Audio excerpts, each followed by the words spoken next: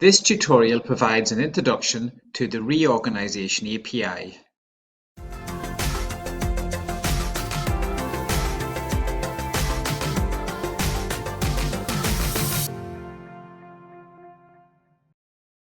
The Reorganisation API can be used to process a broad range of corporate actions and can be applied to shares, funds, CFDs, Forex, cryptocurrencies, options, warrants, and futures. This video provides a general overview of the API parameters that can be set. Please see the other Capital Reorganisation tutorials for help on the parameters that should be set for specific capital reorganisations. The ledger ID defines the ledger that the reorganisation will be applied to.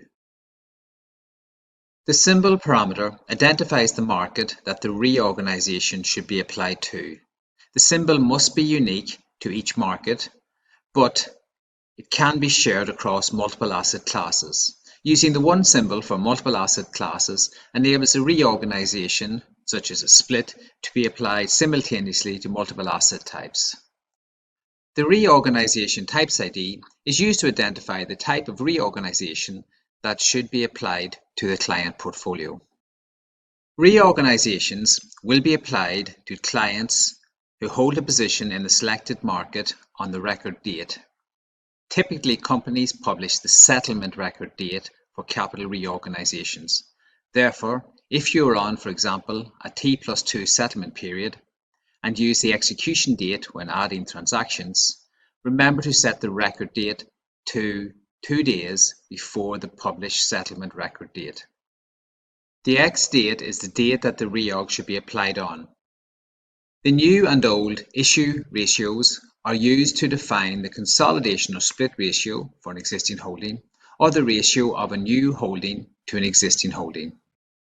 The fractional boolean defines if fractional holdings should be rounded down. For example, if after a reorganisation the client has 3 1/3 shares, if the fractional parameter is set to false, the holding will be rounded down to 3 shares.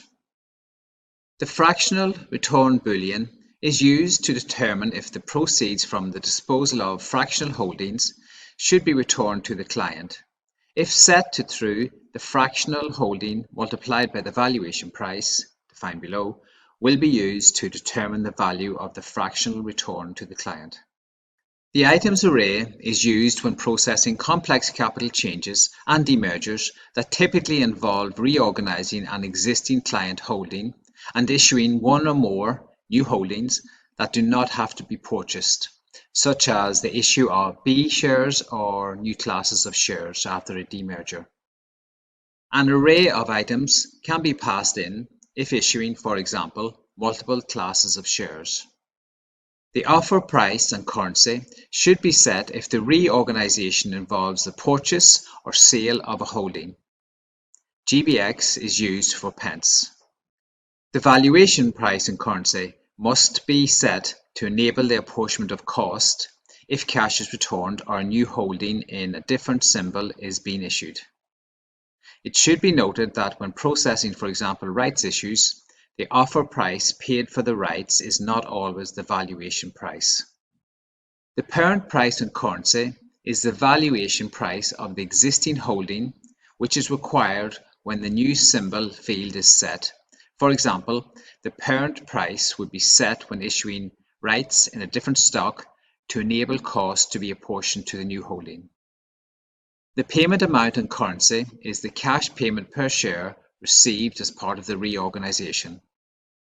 The new symbol is used to identify the new holding replacing the existing holding, for example with an exchange offer or the new market being issued, such as rights in a different stock. The description field can be used to reference information on the reorganisation, such as your internal reorganisation ID.